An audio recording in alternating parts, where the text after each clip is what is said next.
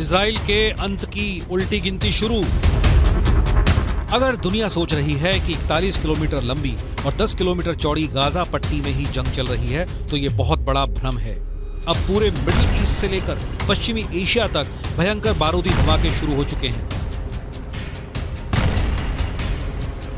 Israel Gaza से लेकर Lebanon तक और लेबनान से लेकर सीरिया तक 6 फ्रंट पर जंग करने का दावा कर रहा है, जबकि हमास, हिजबुल्लाह और अब ईरान दावा कर रहे हैं कि उनके लड़ाके इजराइल से तब तक जंग करेंगे जब तक कि इजराइल का वजूद खत्म नहीं हो जाता। यहूदी देश इजराइल से नफरत का आलम यह हो चुका है कि अब इजराइल पर 400 से ज्यादा आत्मघाती हमले करने की तैयारी अकेले ईरान ही कर रहा है। ईरान ऐसा क्यों कर रहा है, इसे जरा समझ लीजिए। ईरान के दावों के मुताबिक इस्लामिक रिवॉल्यूशनरी गार्ड कॉर्प्स के ब्रिगेडियर जनरल सैयद रजी मोसावी को इजराइल ने सीरिया में मार डाला है।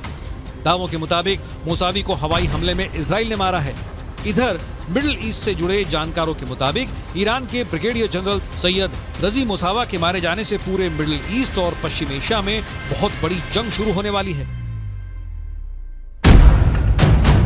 ब्रिगेडियर जनरल की मौत, ईरान का बारूदी बदला। ईरान के राष्ट्रपति इब्राहिम रईसी ने साफ कहा कि सीरिया में हवाई हमले में ब्रिगेडियर जनरल रजी मोसावी को मारने के लिए इजराइल को भारी कीमत चुकानी पड़ेगी। ईरानी राष्ट्रपति ने साफ कहा, बिना कोई शक के ये कार्रवाई क्षेत्र में कब्जा करने वाले ज़ायोनी शासन यानी इजराइल की हताशा, असहायता और अक्षमता का एक और संकेत है।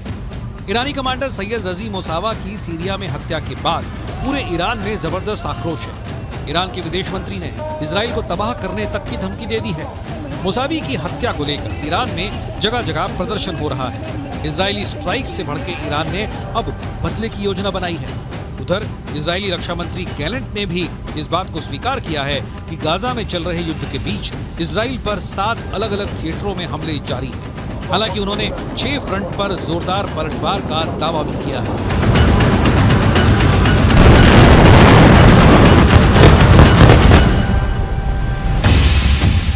अब सवाल उठता है, आखिर इजराइल ने सीरिया में घुसकर ईरानी कमांडर ब्रिगेडियर जनरल सैयद रजी मोसावी को क्यों मार डाला? आइए कुछ और खास जानकारी भी आपसे साझा करते हैं। दरअसल ब्रिगेडियर जनरल सैयद रजी मोसावी की मौत से ईरान बुरी तरह से बौखला गया। ये पूरी डिटेल देखिए, इस वक्त आपके सामने मौजूद है। ईरान ने धमकी दी कि इजराइल के अंत की उल्टी जो गिनती है वो अब शुरू हो चुकी है। साथ ही साथ हम आपको बताने जा रहे हैं कि कैसे सीरिया के उत्तरी पूर्वी दमिश्क में IRGC के ब्रिगेडियर जनरल रजी मोसावी को मारा गया। और ईरानी मीडिया की खबर यहां पर क्या कहती है? ईरानी मीडिया की खबरों के मुताबिक ब्रिगेडियर जनरल मोसावी दोपहर 2 बजे तक ईरानी दूतावास में मौजूद थे। दूतावास दोपहर करीब 1 बजे घर में धमाका होता है और बगीचे में जाकर लाश गिर जाती है। जी हां, दोपहर 3 बजे का वो वक्त था जब ब्रिगेडियर जनरल मोसावी घर पहुंचे। घर पहुंचने के बाद ठीक उसी वक्त ईरानी दावों के मुताबिक इजराइल की 3 मिसाइलों ने ब्रिगेडियर जनरल सैयद रजी मोसावी के घर को कुछ इस तरह से उड़ा दिया। और इसके बाद आपको ये बताते हैं हुआ क्या। चश्मदीदों ने जो देखा उसके मुताबिक अब आपको बता रहे हैं। इजरायली मिसाइलों का धमाका इतना जोरदार था, इतना जबरदस्त और खौफनाक था कि ब्रिगेडियर जनरल सैयद रजी मोसावी का शव जो है वो घर से उछलकर कुछ इस तरह से बगीचे में जा गिरा। सोचकर ही रोंगटे खड़े हो जाते हैं, दहशत भर जाती है और उनका पूरा घर देखिए किस तरह से तबाह यहां पर हो जाता है। हम बात कर रहे हैं उत्तर पूर्वी दमिश्क सीरिया। दोपहर 3 बजे और घर में धमाका होता है और लाश जो है वो बगीचे में गिर जाती है। बताया यह भी जा रहा है कि मोसावी ईरानी सेना के कमांडर कासिम सुलेमानी के सहयोगी थे, यानी कि सहयोगी यहां पर बताए गए जिन्हें अमेरिका ने साल 2020 में मार गिराया था। ये वो साल था, साल 2020। लेकिन जबकि इजराइल का जो दावा है वो है इस्लामिक रिवॉल्यूशनरी गार्ड कॉर्प्स के ब्रिगेडियर जनरल सैयद रजी मोसावी सीरिया में ईरान के सैन्य अभियानों को कोऑर्डिनेट कर रहे थे, यानी जिनका जिक्र इस वक्त हम यहां पर कर रहे हैं। हिजबुल्लाह को हथियार सप्लाई कर रहे थे और हमास की भी पूरी मदद कर रहे थे। इजराइल का भी यह दावा है कि मोसावी लगातार इजराइल पर हिजबुल्लाह से हमले यहां पर करवा रहे थे। یک اقدام ناجوانمردانه و برخلاف کنوانسیون‌های بین‌المللی اقدام رژیم صهیونیستی انجام شد که طبیعتاً حق مقابله برای کشور قربانی محفوظ هست و به طور طبیعی پاسخ این جنایت خودش رو در واقع در شرایط مناسب و در زمان مناسب حتما خواهد بود. कुछ दावों के मुताबिक ईरान ने अपने कमांडर मोसावी की हत्या का बदला लेने के लिए इजराइल के खिलाफ एक खतरनाक प्लान बनाया है। ईरान ने फिदायीन हमलों से इजराइल को दहलाने की योजना बनाई है। इसके लिए अफगान लड़ाकों की भर्ती कर रहा है। सूत्रों के मुताबिक अफगान लड़ाके इजराइल पर आत्मघाती हमले करेंगे। गाजा जंग और सीरिया में इजरायली स्ट्राइक से भड़के ईरान का प्लान दुनिया भर में इजरायली ठिकानों को निशाना बनाने का है। ईरान इजराइल में आत्मघाती हमले कर सकता है, इसके लिए उसने खतरनाक प्लानिंग की है। सूत्रों के मुताबिक जनरल हामिद अब्दुल्लाही के नेतृत्व में ईरान के इस्लामिक रिवॉल्यूशनरी गार्ड कॉर्प्स आर पार की जंग की तैयारी कर रहे हैं। सूत्रों के दावों के मुताबिक IRGS के कुद्स फोर्स की यूनिट 400 इजरायली ठिकानों को चिन्हित कर चुकी है, जहां पर आत्मघाती हमले की योजना है। इसके लिए अफगान लड़ाकों की बाकायदा भर्ती भी जारी है। अपने समर्थक समूहों के खिलाफ इजराइल और अमेरिकी स्ट्राइक से बौखलाए ईरान ने आक्रामक रुख अख्तियार कर लिया है। साल 2020 में ईरान के टॉप कमांडर कासिम सुलेमानी को अमेरिका ने इसी तरह से हवाई हमले में मार डाला था। ठीक उसी तरह से इजराइल ने ब्रिगेडियर जनरल मोसावी को मार डाला है। ईरान के विदेश मंत्री ने इजराइल की उल्टी गिनती का दावा करना शुरू कर दिया है। ब्रिगेडियर जनरल सैयद रजी मोसावी की शहादत पर मैं ईरान और सीरिया दोनों देशों के प्रति अपनी हार्दिक संवेदना व्यक्त करता हूं। इस सम्माननीय शहीद ने आतंकवादियों के खिलाफ ईरान और क्षेत्र की सुरक्षा सुनिश्चित करने के लिए शहीद हज कासिम सुलेमानी के साथ कई वर्षों तक बहादुरी से लड़ाई लड़ी। अब तेल अवीव की एक कठिन उल्टी गिनती शुरू हो चुकी है। गाजा में भले ही इजरायली सेना ने बढ़त बना रखी हो, लेकिन इजराइल के पीएम नेतन्याहू को भी मानना पड़ा कि गाजा युद्ध में इजरायली सैनिक काफी संख्या में मारे गए हैं, जो हालात को और बदतर बना रहे हैं। ये हालात अब मिडिल ईस्ट से लेकर पश्चिमी एशिया तक खराब हो चुके हैं, क्योंकि हूथी और ईरान समर्थित कताइब हिजबुल्लाह लड़ाकों ने इजराइल और अमेरिकी सैन्य अड्डों पर एक साथ हमले शुरू कर दिए हैं। पहले आप ये जान लीजिए कि हूथी और ईरान समर्थित लड़ाकों ने अमेरिका पर कहां-कहां हमला किया है।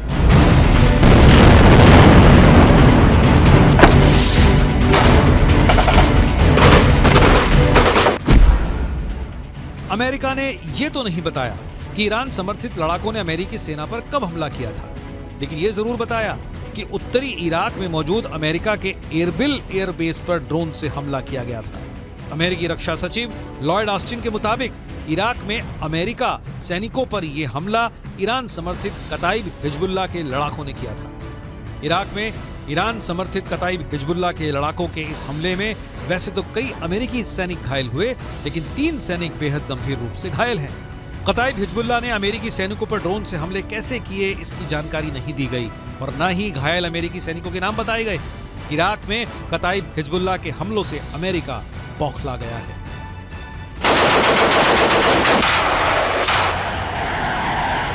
मिडिल ईस्ट से लेकर पश्चिम एशिया तक इजराइल और अमेरिकी सैन्य ठिकानों पर हो रहे हमले साबित कर रहे हैं कि ईरान रूस की शह पर अब जंग में खुलकर कूदने लगा है।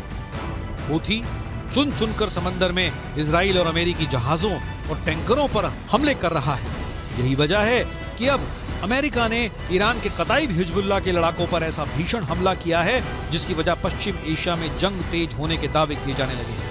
हम आपको बताते हैं कि अमेरिका ने ईरान के कताइब हिजबुल्लाह लड़ाकों पर जोरदार एयर स्ट्राइक की है। जरा देखिए कैसे। अमेरिकी रक्षा सचिव लॉयड ऑस्टिन के मुताबिक अमेरिकी सेना ने ईरान समर्थित कताइब हिजबुल्लाह पर भीषण हवाई हमले किए हैं। कताइब हिजबुल्लाह पर अमेरिका ने ये हमले इराक और सीरिया में किए हैं। सोमवार यानी 25 दिसंबर को अमेरिकी सेना ने कताइब हिजबुल्लाह पर हमला किया था। लड़ाकू विमानों और मिसाइलों से ईरान समर्थित कताइब हिजबुल्लाह लड़ाकों के 3 ठिकानों को अमेरिकी हमले में तबाह करने का दावा किया गया है। खबर के मुताबिक अमेरिकी सैनिकों के घायल होने के बाद राष्ट्रपति जो बाइडेन ने ईरान समर्थित मिलिशिया समूहों के खिलाफ जवाबी कार्रवाई का आदेश दिया था, जिसके बाद ये हमले किए गए। अमेरिकी सैन्य बलों ने इराक में कताइब हिजबुल्लाह और कई समूहों की ओर से इस्तेमाल की जाने वाली 3 ठिकानों पर हमले किए। ये सटीक हमले इराक और सीरिया में अमेरिकी अधिकारियों के खिलाफ ईरानी प्रायोजित मिलिशिया हमलों का जवाब है। कताई हिजबुल्लाह सरीखे समूहों ने आर्बिल एयरबेस पर हमला किया था।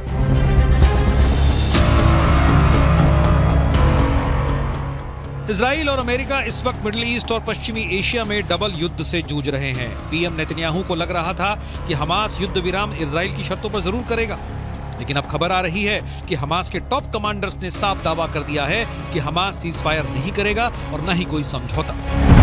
वो आखिरी दम तक जंग करेगा। गाजा पट्टी में इस वक्त उत्तरी गाजा से ज्यादा भीषण जंग दक्षिणी गाजा में चल रही है। हालात ये हो गए हैं कि इजराइल और हमास की जंग थमने की एक और उम्मीद को बड़ा झटका लगा है। 24 दिसंबर को इजरायली मीडिया रिपोर्ट्स में दावा किया गया कि हमास और इस्लामिक जिहाद आतंकी संगठनों ने इजिप्ट या कहें मिस्र के उस प्रस्ताव को ठुकरा दिया है जिसमें कहा गया था कि अगर ये दोनों संगठन गाजा की हुकूमत किसी तीसरी ताकत को सौंप देते हैं तो इजराइल परमानेंट सीज फायर कर देगा। लेकिन हमास के टॉप कमांडर्स ने इस प्रस्ताव को पूरी तरह से खारिज कर दिया है। हम आपको हमास नेता यहिया सिनवार का वो दावा दिखाने जा रहे हैं जिसमें इजराइल सेना को भारी नुकसान का दावा किया गया है। हमास के कसाई का दावा, मार दिए 1500 इजरायली सैनिक।